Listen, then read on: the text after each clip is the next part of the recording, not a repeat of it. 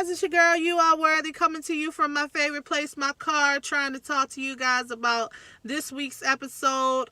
It's gonna be healing and healing through forgiveness. So what we're gonna talk, this chapter is probably one of my favorite ones in the book because it helped me so much in my life and in the place that I was when I was writing this book. I recalled bit by bit the situations that I went through, the problems that I had, and that was just my favorite piece of growth, healing through forgiveness. So I'll just give you a little bit of information about what happened in that chapter. What happened in that chapter was my son asked to meet his sibling that lives abroad, and it kind of was hard for me because it was so much pain surrounding that situation that I didn't think that I would be able to give it to him. I didn't think I would be able to grant him that wish, not because I didn't want him to connect with his sibling, but because of my own insecurities and my hang-ups and how I was feeling. So I began to pray. I began to think about it and just understand that this was a situation that was here and it wasn't going anywhere.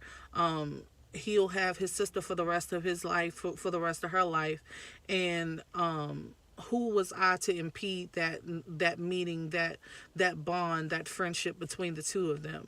So I'm going to talk to you guys about healing and what I feel like healing is, and how I feel like there's healing in forgiveness. When you don't forgive somebody, you hold on to a lot of resentment, anger, animosity, bitterness. Bitterness is the biggest thing. I didn't know I was as bitter as I was until I was going through this thing, y'all. And it took me a while to realize that those were the actual feelings. It was bitterness, and I pride myself on taking the higher road and being a better person and in the situation and not being nasty or negative about the situation, but behind closed doors in my own space, my own personal space, I was bitter, y'all. I was really bitter. And I actually didn't get rid of that bitterness until I made the trip. It was the fact of when I got there, when my son and I traveled and we got there, my son's sister's, I call her my bonus child. Yes, I do. My bonus child's mom, she embraced me. She embraced me and my son, and it was actually tears of joy for the meeting. And it was over the course of the months leading up to this meeting, I got to know her, she got to know me, and we put aside all of the issues that we may have had against each other, or the hang-ups that we may have had in spite of, and we were able to put the children first. So there are a lot of situations that happen in life. They don't have to be exactly what I went through, but there are a lot of situations in life. It could be a breakup, it could be something between your family members or friends that would cause you to be bitter or to be angry or to just a lot of different emotions that are not healthy for you, that you may be holding on to. And I want to tell you that holding on to those feelings are diminishing your light. They are causing you to be less of a person than you really are. You're unable to love the way that you were. You're unable to love the way that you are loving, or the way that you are giving, the way that you are. All of the good qualities are limited because of the fact that you cannot forgive people. Now you might say forgiving, somebody's done something so horrible to me that I can't forgive them. You may say that, and that's all right. You know what I'm saying? But one thing you have to understand is, because you'll have to work through that on your own. But forgiving and not forgiving them is not getting you anywhere. Let's talk about that. It's not getting you anywhere, not forgiving them. You know, chances are you're not forgiving them, and they're moving on with their life. They're not losing any sleep.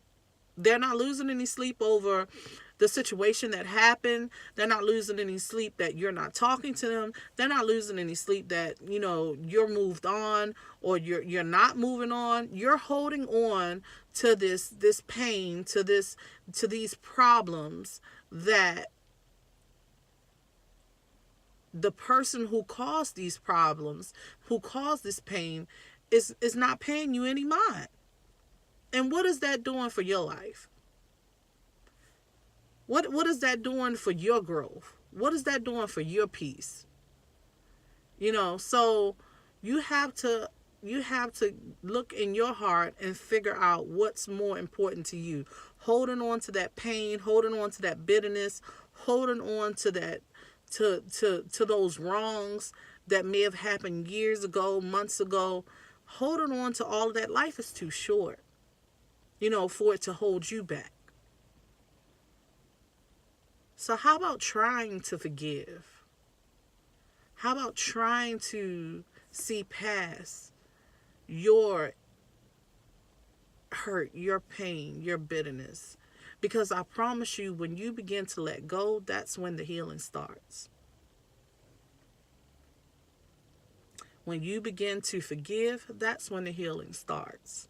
Because when I began to forgive, when I began to let go, that's when I was able to say, you know what? This feels good. This is what I want to feel. I wasn't as hurt. I wasn't as sad as I used to be. So, this is just your worthy moment. Just a little brief snippet of the book again, talking about how we can try to connect with forgiveness and healing, how we can see the beauty in making those connections. Even if you say that you do not want to be around that person, you don't never want to cross that bridge again, that's fine. But you holding on to that is too much. You deserve to be happy. You deserve to be free. And the only way that you can be free is if you let go. So this is your worthy moment from your girl. You are worthy. Thank you for tuning in. Like, comment, share. Tell me what you think. We're learning, y'all.